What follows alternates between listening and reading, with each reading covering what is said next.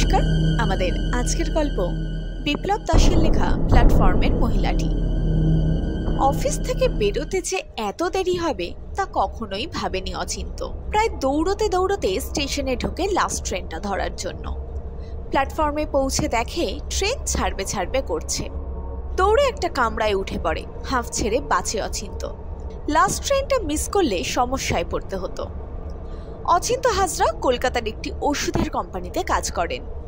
অনেকদিন ধরেই কাজ করছেন, মনোযোগ দিয়ে কাজটা করেন, তাই অফিসের ওপরের মহলে তার সুখ্যাতিও রয়েছে। গুরুত্বপূর্ণ কোনো কাজ থাকলে তার ডাক পড়ে। আজ অফিস থেকে দেরিতে বেরোনোর কারণ একটা জরুরি কাজ পড়ে যাওয়া। প্রথমে ভেবেছিল একটি হোটেলে কোনো রকমে রাতটা কাটিয়ে দেবেন, কিন্তু বাড়িতে রেশমি অর্থাৎ বউ একা থাকবে বলে মত পাল্টান এবং বাড়ির দিকে রওনা দেন। আর তাছাড়া সদ্য বিয়ে করেছেন, রেশমিকে ছাড়া থাকতে তার মন কেমন কেমন করে। কামরাটি ফাঁকাই ছিল। অচিন্ত জানলার ধারের একটি সিটে বসলো। রাত হয়ে গেছিল, তাই আবহাওয়াও কিছুটা ঠান্ডা হয়ে গেছিল। ঠান্ডা আবহাওয়ায় কখন যে ঘুম চলে এসেছিল তা বুঝতেই পারেনি। ঘুম যে খুব গাঢ় ছিল তাও নয়, তাই ফিসফিসানিটা শুনতে অসুবিধা হলো না। স্পষ্ট শুনতে পেলেন, অনেক ঘুমিয়েছ, এবার ওঠো। এই কথাগুলি শোনা মাত্রই অচিন্তর ঘুম ভেঙে গেল। ঘুম থেকে উঠে চারপাশটা একবার দেখে নিল। না, কেউ কোথাও নেই। কামরার অপর প্রান্তে দু একজন লোক বসে আছে। তাদের পক্ষে কথাগুলি অচিন্তর কানে ফিসফিস করে বলে কামরার অপর প্রান্তে চলে যাওয়া সম্ভব নয়। ঘুম আর আসলো না অচিন্তর। জানলা দিয়ে বাইরে তাকিয়ে রইল। বাইরের কালো অন্ধকারের দিকে বেশিক্ষণ তাকিয়ে থাকা যায় না। একটার পর একটা স্টেশন চলে যাচ্ছে এবং অচিন্ত ভেবে যাচ্ছে যে কে তার কানে এসে কথাগুলি বলল। নিজের স্টেশন আসছে দেখে সিট ছেড়ে দরজার সামনে গিয়ে দাঁড়ায়। মন মেজাজ ঠান্ডা করে দেওয়ার মতন হাওয়া। অন্ধকার আর একঘেয়েমি লাগে না অচিন্তর। সে ভাবতে থাকে কখন বাড়ি পৌঁছাবে। স্টেশন থেকে আধ ঘন্টা হাঁটতে হয়। ইস, যদি সাইকেলটা নিয়ে আসতো তাহলে ভালো হতো। সাইকেল রাখার জায়গাটি অনেক রাত পর্যন্ত খোলা থাকে। আধ ঘন্টা হাঁটতে হবে বলে অচিন্ত কিছুটা বিরক্তই হয়। রেশমি বহুবার বলেছে যে সাইকেলটা নিয়ে যেতে, কিন্তু তার হয়ে ওঠে না। অচিন্ত ভাবতে থাকে বউ হয়তো তার জন্য অপেক্ষা করছে। অচিন্ত না খাওয়া হলে সে খায় না। এরকম নানা চিন্তা অচিন্তর মনে আসতে থাকে। হঠাৎ অনুভব করে কেউ যেন তার কানের কাছে এসে কথা বলছে। সঙ্গে সঙ্গে ঘাড় ঘুরিয়ে দেখে কেউই নেই। অথচ স্পষ্ট শুনতে পায় কে যেন বলল, আমি এখানে ট্রেন থেকে লাফ দিয়েছিলাম। কেউ কি তার সাথে মশকরা করছে? কিন্তু মশকরা করলে এতক্ষণে সে ধরে ফেলতো। তাছাড়া কাউকেই তো সে দেখতে পাচ্ছে না। কে এখান থেকে লাফ মেরেছিল? এই প্রশ্নের উত্তর সে খুঁজতে থাকে। হঠাৎ তার মনে পড়ে পাড়ারই একজন বলেছিল যে শেষ ট্রেনে নাকি অশরীরী আত্মার উপস্থিতি লক্ষ্য করা যায়। তাহলে কি সেই অশরীরী আত্মা তার কানে এসে কথাগুলি বলে গেল? ধুর, এই বিজ্ঞানের যুগে কেউ ভূতে বিশ্বাস করে নাকি? হয়তো সারাদিন কাজের পর শরীর ক্লান্ত বলে তার এরকম মনে হয়েছে। আর ভূত যদি থাকতোই তাহলে একবার দেখা দিত। সঙ্গে এও ভাবতে থাকে তার মাথার কোনো গন্ডগোল হয়নি তো।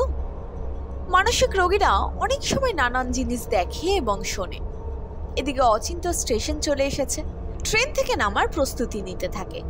মনে মনে ঠিক করে নেয় সে বড় রাস্তা দিয়েই বাড়ি ফিরবে, শর্টকাটটা ধরবে না। ট্রেন স্টেশনে এসে থামে। ট্রেন থেকে যেই নামতে যাবে অচিন্ত, তখনই মনে হয় কে যেন পিছন থেকে তাকে ধাক্কা মারে। হুমড়ি খেয়ে প্ল্যাটফর্মে পড়ে অচিন্ত। হাতের একটি অংশ ছড়েও যায়। প্ল্যাটফর্মে পড়ে যাওয়ার সঙ্গে সঙ্গে পেছন ঘুরে দেখার চেষ্টা করে কে তাকে পেছন থেকে ধাক্কা মারল, কিন্তু পিছন ঘুরে কাউকেই দেখতে পেল না। অথচ তাকে যে কেউ একজন ধাক্কা মারল সেই ব্যাপারে কোনো সন্দেহ নেই। অচিন্তর এও মনে হলো তাহলে কি সে নামতে গিয়ে পড়ে গেল? শরীর ক্লান্ত বলে কি সে পড়ে গেল? কিছুক্ষণ পরেই বুঝতে পারল চোট ভালোই লেগেছে, হাঁটুর কাছটাও কেটে গেছে। প্ল্যাটফর্মে একটি বসার জায়গা ছিল, সেখানে অচিন্ত বসে পড়ল। হাত পা দুটোই টনটন করছে। সঙ্গের ব্যাগটিতে একটি জলের বোতল ছিল, সেটি বার করে জল খেতে লাগলো। মনে মনে ভাবতে লাগলো ভাগ্যিস অফিস থেকে বেরোনোর সময় বোতলে জল ভরে নিয়েছিল। বসে বসে ভাবতে লাগলো বাড়িতে বউ হয়তো তার কথা চিন্তা করছে। পায়ের এবং হাতের ব্যথাটা একটু কম মনে হতে লাগলে সে বাড়ি যাওয়ার জন্য তৈরি হলো।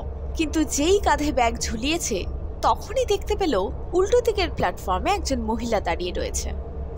মহিলা মনে হতে লাগলো তার কারণ সে একটা শাড়ি পরে রয়েছে। অচিন্ত উঠে দাঁড়াতে প্ল্যাটফর্মের অপর প্রান্তের মহিলাটিও হাঁটতে শুরু করলো। ফুটব্রিজ ব্যবহার করলো না, সোজা লাইন অতিক্রম করে এগিয়ে আসতে লাগলো। অচিন্ত একটু ঘাবড়ে গেল। কি কারণে মহিলাটি তার দিকে এগিয়ে আসছে তা সে বুঝতে পারল না। একে রাত হয়ে গেছে, তার উপরে জোরে হাওয়াও দিচ্ছে। মহিলাটির কথা না ভেবে অচিন্ত প্ল্যাটফর্ম থেকে বাইরে যাওয়ার জন্য জোরে হাঁটতে শুরু করে দিল, কিন্তু পায়ের চোট লাগার ফলে বেশি জোরে হাঁটতেও পারছে না।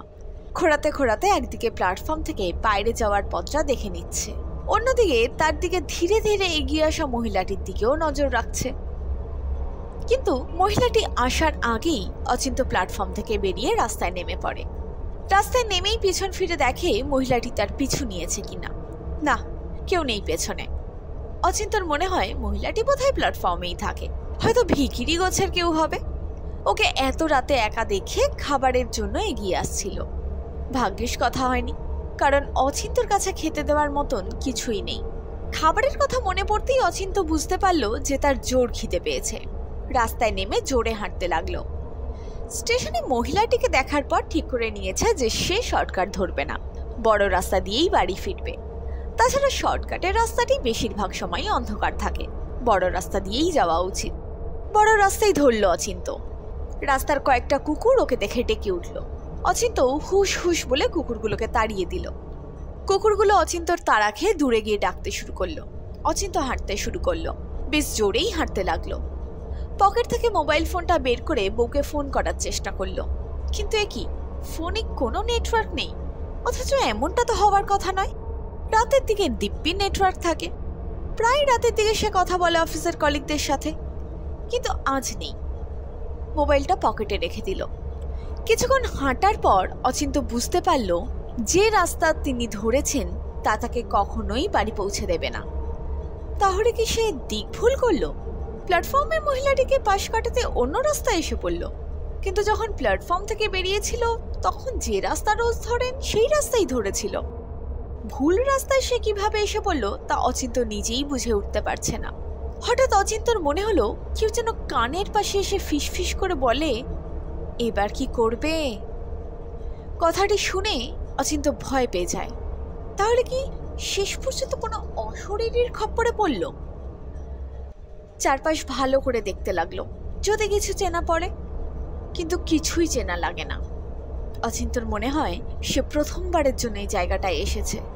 মনে মনে ঠিক করলো যে পথে এসেছে সেই পথেই ফিরে যাবে। স্টেশনের সামনে গিয়ে শুরু করবে, কারণ স্টেশন থেকে বাড়ি ফেরার পথটা তার চেনা। অচিন্ত যে পথে এসেছিল সে পথেই হাঁটতে লাগলো, কিন্তু কিছু দূর পৌঁছে আবার বুঝতে পারলো যে সে পথ হারিয়েছে। কি করবে সে বুঝতে পারে না। খানিকক্ষণ দাঁড়িয়ে থাকার পর তার মনে হতে থাকে কেউ যেন দূর থেকে তাকে ডাকছে এবং বলছে, এই যে এদিকে এসো। আরো দু একবার সেই ডাক শোনার পর সে বুঝতে পারে যে তার রেশমি তাকে ডাকছে। হ্যাঁ, ওই তো রেশমি। কাছে গিয়ে সামনে থেকে দেখে আরো নিশ্চিত হয়। অচিন্তর ফিরতে দেরি হচ্ছে দেখে রেশমি তাকে খুঁজতে বেরিয়েছে। কিছুক্ষণ হাঁটার পর অচিন্তকে দেখতে পায় এবং ডাকতে থাকে। রেশমিকে দেখতে পেয়ে অচিন্ত হাঁফ ছেড়ে বাঁচে। এতক্ষণ অচিন্ত ভাবছিল কিভাবে বাড়িতে পৌঁছাবে। এখন তার মনে হতে থাকে খাওয়ার কথা। খিদে কোনো রকমে চেপে জিজ্ঞেস করে বসে রেশমিকে, বাড়িতে কি রান্না হয়েছে? উত্তরে রেশমি বলে, তোমার প্রিয় চিংড়ি মাছ। চিংড়ি মাছ শুনে আরো জোরে হাঁটতে লাগলো অচিন্ত। কি আশ্চর্য, যে রাস্তাটি এতক্ষণ ধরে খুঁজছিল অচিন্ত তা অতি সহজেই পেয়ে গেল। বাড়ি পৌঁছে হাত মুখ ধুয়ে খেতে বসে পড়ল। তৃপ্তি সহকারে চিংড়ির মালাইকারি শেষ করে খেয়ে দিয়ে বাইরে আসে ঘুমানোর আগে একটু ঠান্ডা হাওয়ায় মনটাকে জিরিয়ে নিতে। বাইরে কিছুক্ষণ দাঁড়িয়ে দাঁড়িয়ে ভাবতে লাগলো কি কারণে আজ সে রাস্তা ভুল করেছিল। তার জন্ম এখানে, সে কি করে রাস্তা ভুল করতে পারে? বাইরে দাঁড়িয়ে একটা সিগারেট খায়, তারপর ভেতরে যাওয়ার জন্য সে প্রস্তুতি নেয়। কিন্তু তখনই রেশমি ভেতর থেকে বাইরে এসে বলল, চেয়ার এনে দেবো, বাইরে কিছুক্ষণ বসবে?